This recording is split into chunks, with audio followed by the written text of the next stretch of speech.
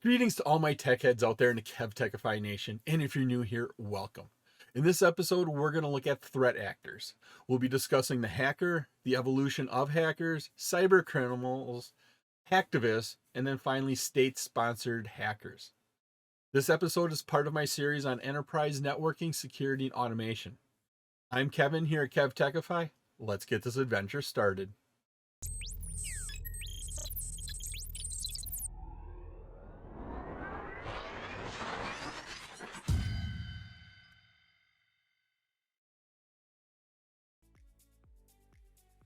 One of the first things you think about when you talk about cybersecurity and securing your devices is the term hacker.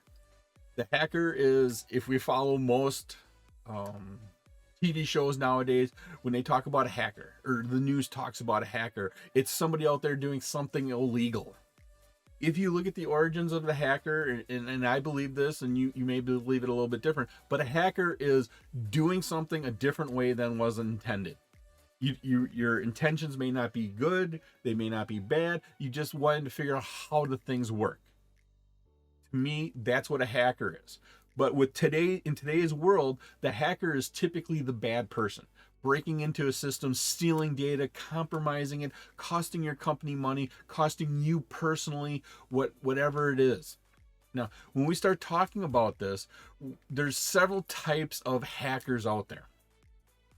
We have the white, the gray, and the black hacker. We'll start with the black hacker. The black hacker right here is the individual who is out to cause damage, whether it's financial or reputation. They're there to cause damage. They're going to find a vulnerability. They're going to exploit it. They're going to get your data, and they're going to do something bad with it. White hackers are the complete 180 of that. Well, I guess I shouldn't say complete. They're the people that are the ethical hackers who protect systems from black hat hackers. They typically go head to head. And when you watch your TV shows, your crime drama shows, a lot of times you'll have the government, the FBI, having the white hat hackers chasing the black hat hackers, and they fight back and forth, and they hack against each other, and that's a lot of times what they do. The white hat hackers are trying to stop the black hat hackers. Then in the middle we have gray hat hackers. What they are hackers that sort of walk the line between white and black. A lot of times gray hat hackers have the best intentions. They want to do good, but they may use illegal means to get there. And in their mind, it's okay to break a law or two if the end results are good, that the ends justify the means. Now, these are the three hacker types that we have here, but I know there's other hacker types out there, and we'll talk about a couple of them. Another one is a red hat hacker. What a red hat hacker does is it's a hacker who uses cyber attacks to attack black hat hackers. And so they're like a white hat hacker, where a white hat hacker wants to follow the rules and do everything legally. A red hat hacker wants to stop the black hats, but they'll use any means necessary. Then we have a blue hat hacker. So blue hat. Now, there's two definitions here of the blue hat hacker. One is who is out for personal revenge. This hacker has been wronged by somebody, and they're going to go out and get that person that has wronged them. The other definition is an outside security personnel who has your companies maybe hired to attack your systems to find your vulnerabilities. And a lot of times people will call them blue hat hackers. They're coming in, trying to exploit your system by any means necessary, but you gave them permission.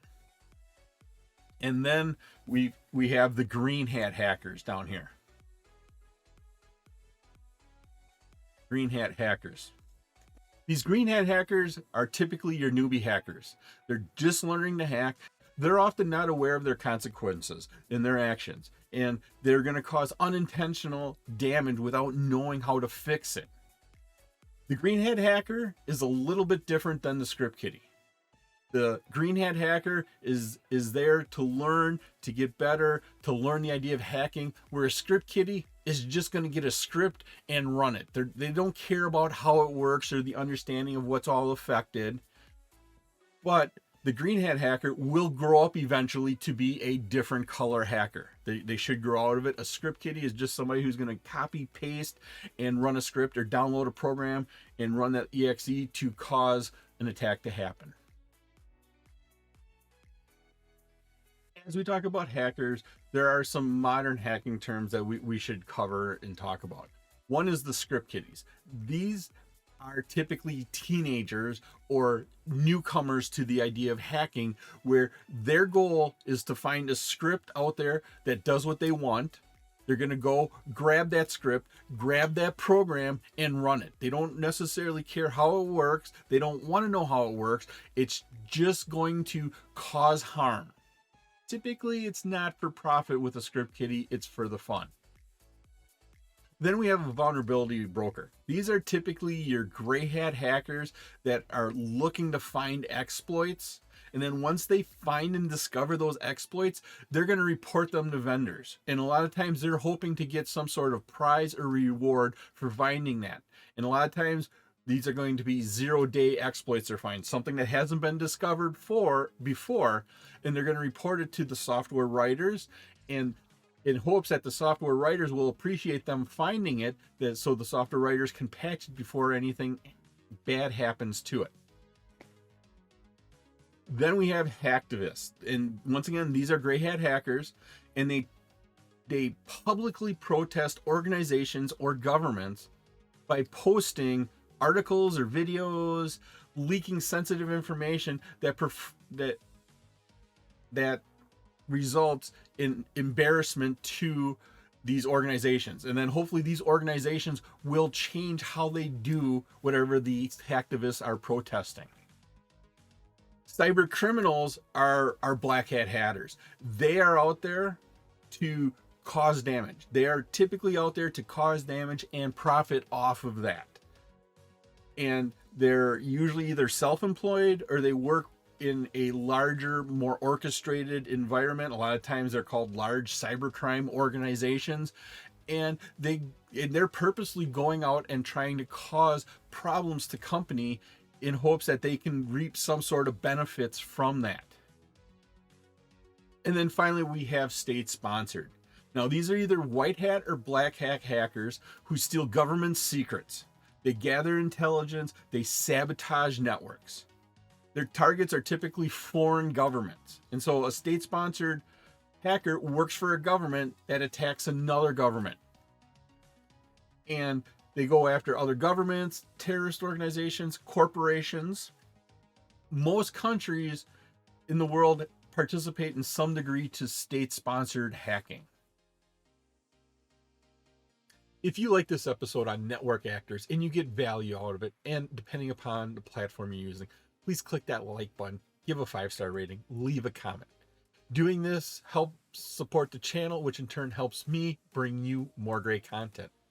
Subscribe to my channel and click that notification bell. You can also visit my website at KevTechify.com for all of my details and how to get these episodes in video and podcast form.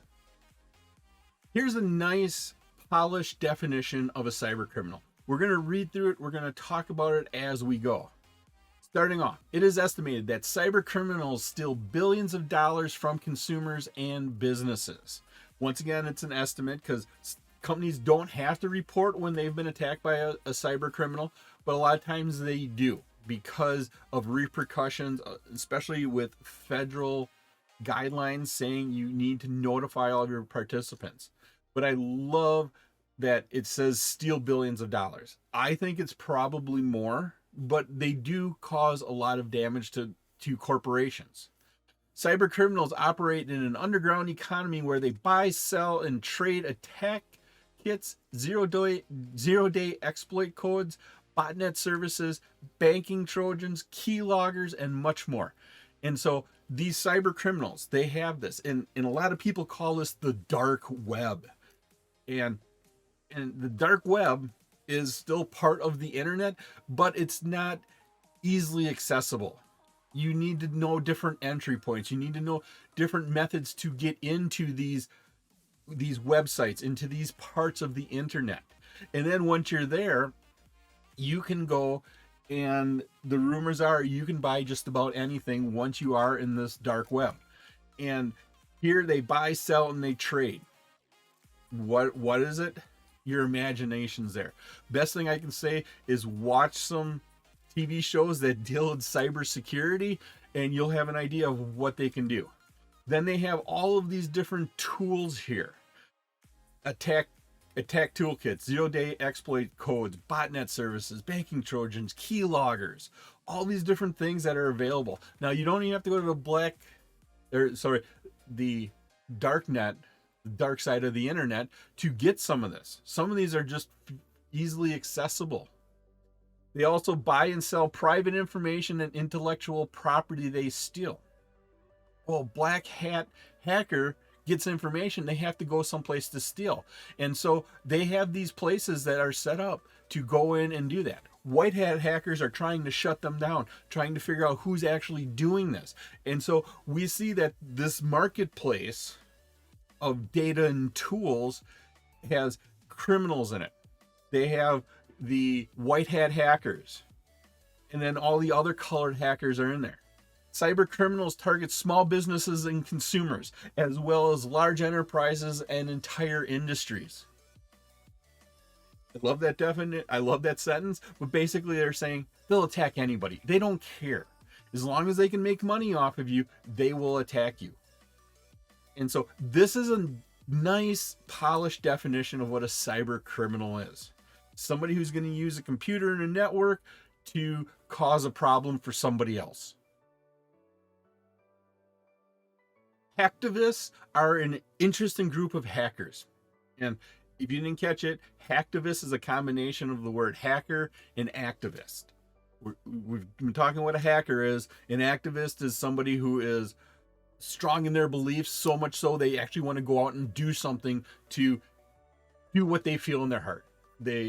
Whether it's something about a government or a corporation, they want to go out and make those entities pay attention and change that. And so these hackers that are also activists, we combine the term together to be hacktivists, they're typically not well organized. They're not well organized, but they can cause significant problems because a lot of times they get people that are dedicated. They believe in their cause. They will follow through with that. Now, they tend to rely on fairly basic, freely available tools, and so their attacks may not be sophisticated, but they have dedication. And a lot of times they have a lot of people doing this. Some of the most common ones here are Anonymous and then the Syrian Electronic Army.